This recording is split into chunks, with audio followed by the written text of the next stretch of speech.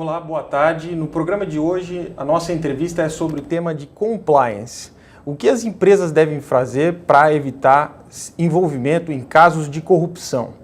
Nós temos aqui hoje como convidados dois grandes especialistas no tema de compliance do Brasil que vão nos explicar quais são as novas tendências dessa área e o que muda com a nova administração federal. Boa tarde, Alessandra Gonçalves. Boa tarde, Paulo Suzatti. Sejam bem-vindos. Boa tarde, Gabriel. Eu queria começar perguntando, agora a gente tem aí o governo Bolsonaro e tem todo um ambiente regulatório da lei anticorrupção e do que as empresas têm que fazer dentro de casa para evitar esses tipos de problema, envolvimento em escândalos de corrupção. Ao que tudo indica, a lei vai ficar mais dura para elas. Como é que vocês veem? O que pode mudar?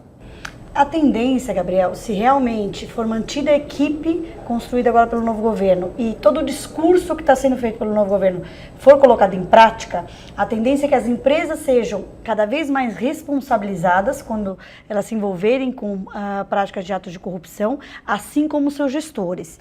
Então, é muito importante que as empresas invistam em programas de compliance. O que significa programa de compliance? Programas de prevenção de fraude e corrupção. É importante colocar esse assunto da fraude, que as empresas às vezes pensam só, mas a minha empresa jamais se envolve com corrupção, para que eu estou preocupado com compliance? Mas compliance também evita fraude, e as empresas em geral perdem 5% do seu faturamento anual com fraude, de acordo com a CFE, que é a Associação de Examinadores de Fraude. Eu vejo esse cenário muito positivo, tanto para as empresas, tanto também para essa cultura de combate à corrupção. O corpo técnico que está sendo montado são especialistas com muita experiência no combate, não somente ao crime organizado, mas com o enfrentamento à corrupção. Vemos o fortalecimento da nossa unidade de inteligência financeira, o COAF, onde terá mais recursos, mais profissionais para poder fazer todo aquele trabalho maestral que eles estão fazendo, sempre fizeram, mas agora com mais ainda ajuda. Vemos aí um fortalecimento do Ministério da Justiça, da RCI, temos aí a diretora que é competente, conhece todos os meandros do departamento em si. A Polícia Federal, temos aí o diretor-geral, Maurício Valeixo, uma pessoa super técnica, tendo como seu auxiliar o 02, como nós falamos, o Dr. Rossetti, muito bom, especialista em investigações e inteligência. Então, eu só vejo positivamente um cenário aí para o nosso país. E isso se continuar nessa pauta, como a lei muito bem disse. Acho que é importante, desculpa te interromper, citar também a manutenção do ministro da CGU. A CGU é um órgão que tem feito um trabalho de excelência no combate à corrupção no Brasil, e a troca de ministros é sempre prejudicial. Então, a manutenção de um ministro, que nós conhecemos, que é o ministro Wagner, técnico e que vinha fazendo já um bom trabalho, foi muito importante também nesse cenário.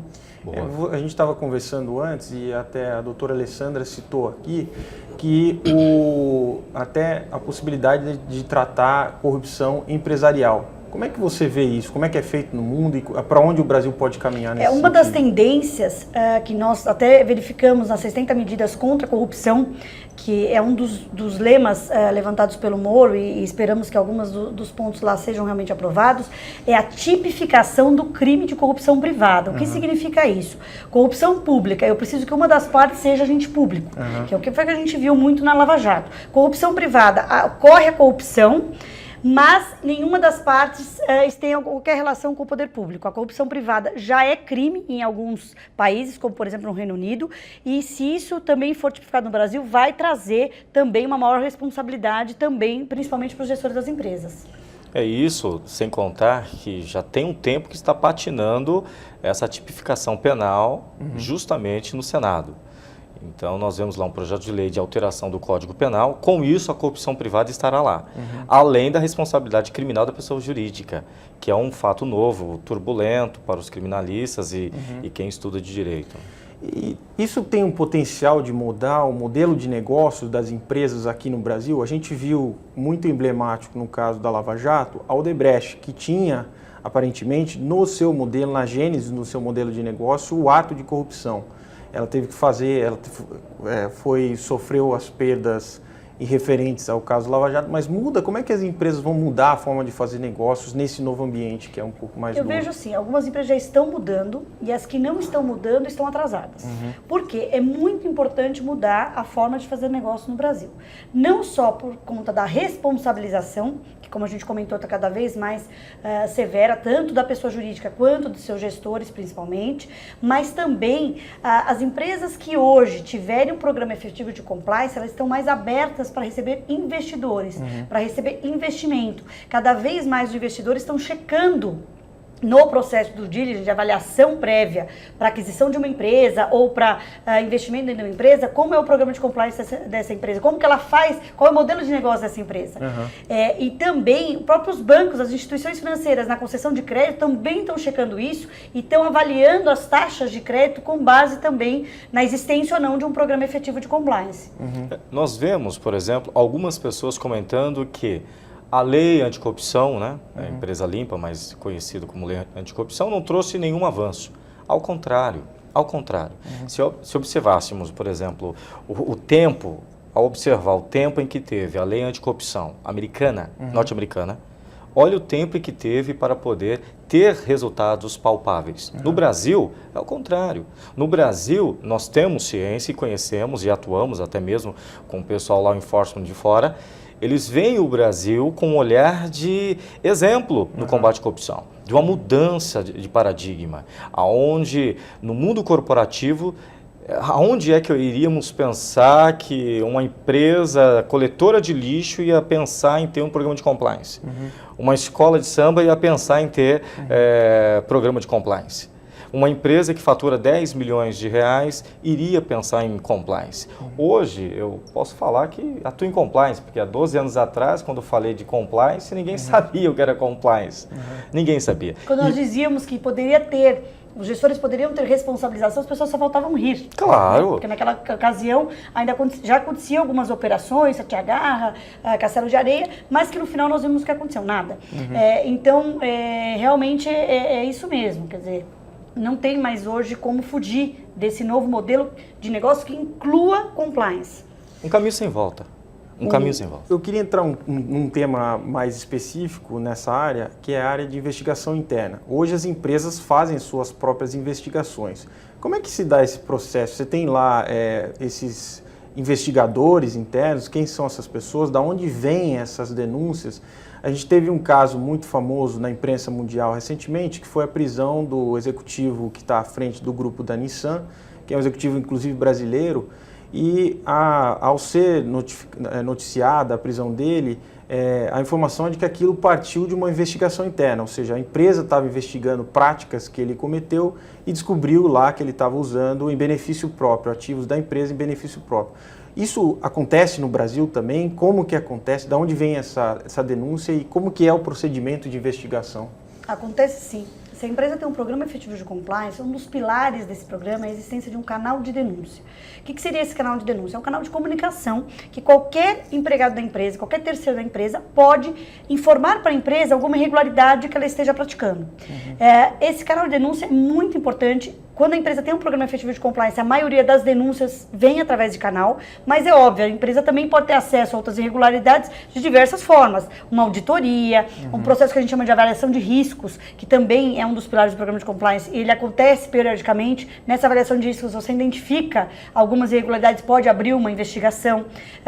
O importante é que realmente a empresa tenha seriedade nesse processo de investigação, porque a empresa recebeu a denúncia ou detectou uma irregularidade, o que ela tem que fazer? Passar essa denúncia para uma equipe especializada, ou interna ou externa. Essa equipe vai analisar os documentos relacionados àquela denúncia, vai realizar entrevistas, vai fazer o que a gente chama de background checking, vai checar se realmente aquelas pessoas envolvidas podem, ter algum... Vou dar um exemplo, alguma denúncia que envolve favorecimento, que seria corrupção privada, para um fornecedor. Eu vou checar através desse background check se você, Gabriel, não tem uma relação direta com esse fornecedor e por isso você contratou esse fornecedor. E ao final, se realmente for confirmado o ato, é importante que aquelas pessoas envolvidas sejam penalizadas. Um ponto que também é importante, as empresas precisam haver investigações também quando são citadas na mídia.